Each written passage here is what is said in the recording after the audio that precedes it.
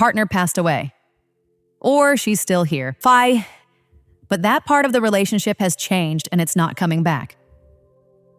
Either way, for millions of men over 60, a question has been sitting unanswered for a long time. Not because there's no answer, because no one in a white coat has ever made time to give it. Harvard tracked nearly 32,000 men for 18 years specifically to answer it. That's what this video covers. The data has been in peer-reviewed journals since 2004, reconfirmed in 2016, synthesized in a major clinical review published in 2024. But a 7-minute urology appointment was never designed to cover this territory. In the next few minutes, we'll walk through 3 things: what the prostate does with fluid, and why regular clearance may matter more after 60 than at any earlier stage of life, what the Harvard cohort found, and specifically what it found about source, and 5 questions worth writing down before your next appointment. Let's start with what the prostate actually does, because most men over 60 have been living with this gland for decades without a clear explanation. The prostate is a small gland, about the size of a walnut, sitting just below the bladder. Its main job is to produce a milky, slightly alkaline fluid, part of what carries sperm during release.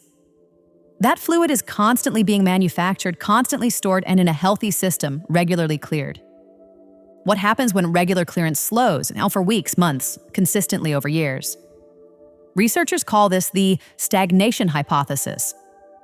The working model, when prostatic fluid isn't cleared on a regular cycle, cellular byproducts of normal gland metabolism begin to concentrate inside the gland. In small amounts, these compounds are harmless. Accumulated over years in a system that's rarely flushed, they may quietly create the kind of inflammatory environment that contributes to BPH, elevated PSA, and worse. Think of it like a factory with a waste disposal system that stops running. The production line keeps going. The gland keeps manufacturing what it's designed to make. But without regular clearance, what was designed to be a temporary byproduct becomes a permanent condition inside the walls.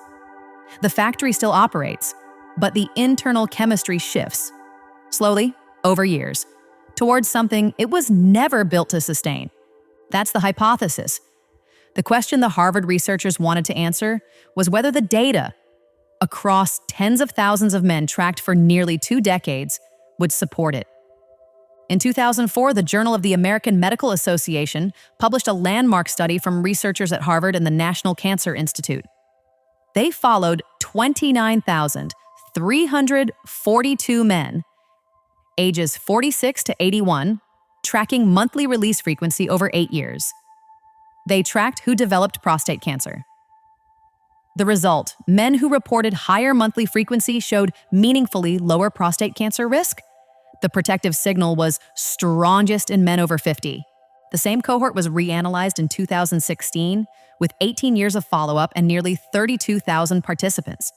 The result held. The protective signal got stronger with age, not weaker. Now, here is the finding that changes the entire conversation for the men watching this. The Harvard researchers did not separate solo activity from partnered activity. They did not separate either from nocturnal events. All of it was captured as a single frequency number, total monthly events regardless of source. And when the research team specifically examined whether the source made a difference to outcomes, they did not find one. The prostate registered fluid movement. It did not register context. For men living alone. For widowed men.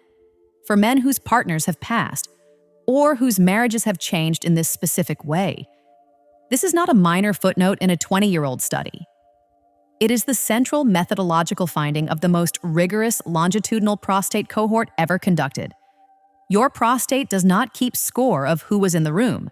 It only responds to whether the cycle completed. More recent research has reinforced this from a different direction. A 2024 narrative review in Clinical Genitourinary Cancer synthesized the full body of evidence, multiple cohort studies, multiple methodologies, updated follow-up data. The authors concluded that the cumulative evidence supports a protective association between regular release frequency and prostate cancer risk in middle-aged and older men, with the most consistent signal in men over 50.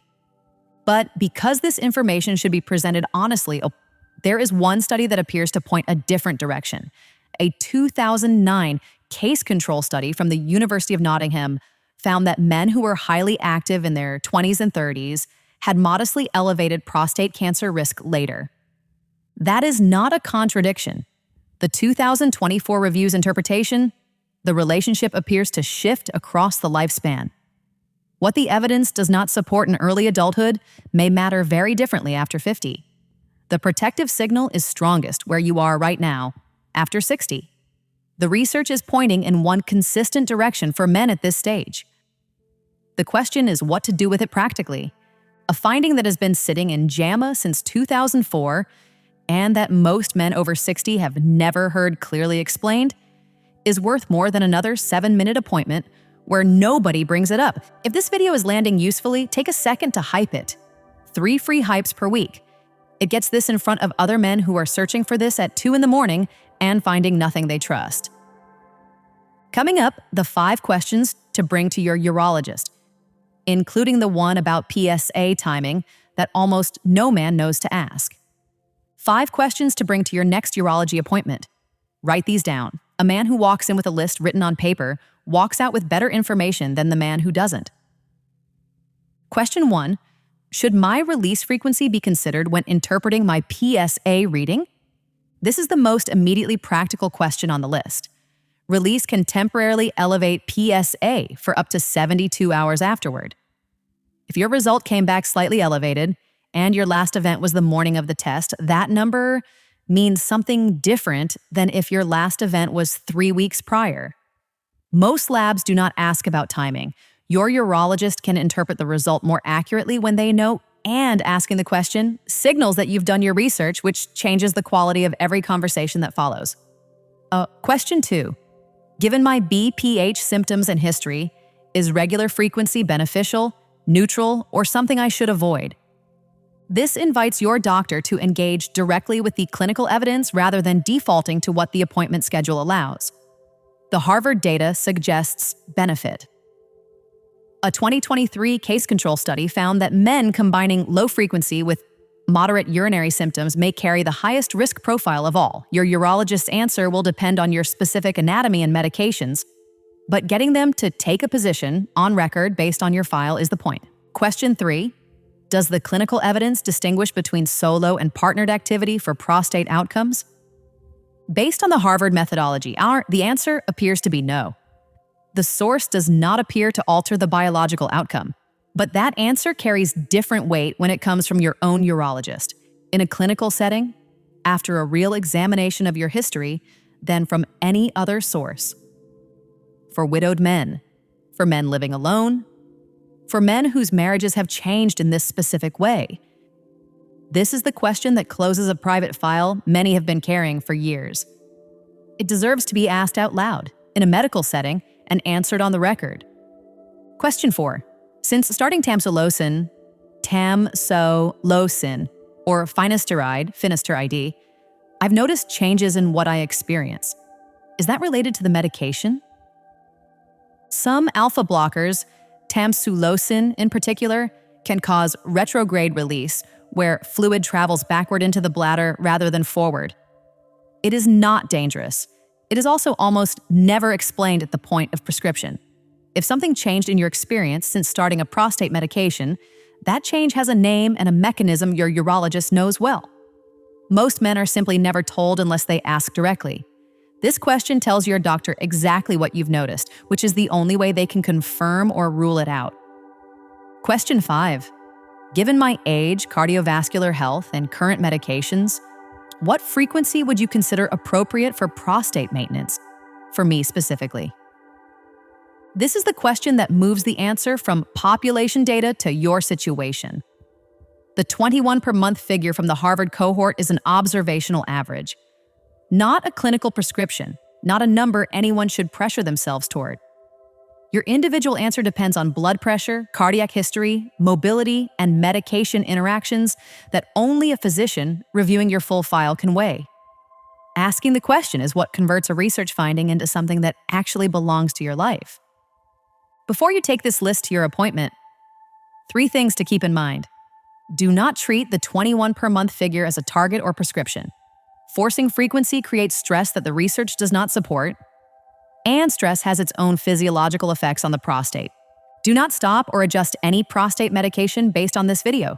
That conversation belongs in your urologist's office with your full medical history available. Do not skip your scheduled PSA screening on the basis of frequency findings. Frequency research does not replace screening. It helps your doctor interpret the result. That is what question 1 is for. One practical note on timing. The Harvard cohort tracked outcomes across 8 to 18 years. There is no 2-week number to look for. What you can track in the near term is your own pattern. Frequency, urinary comfort, sleep quality, morning symptoms. What shows up over years is what matters at your annual checkup. Start there. Your prostate doesn't know the context, it only knows the cycle. You are not behind. You are not strange for carrying this question for years without saying it. You are a man whose body has been maintaining itself and deserves to be maintained, regardless of what life has taken or changed. The information existed.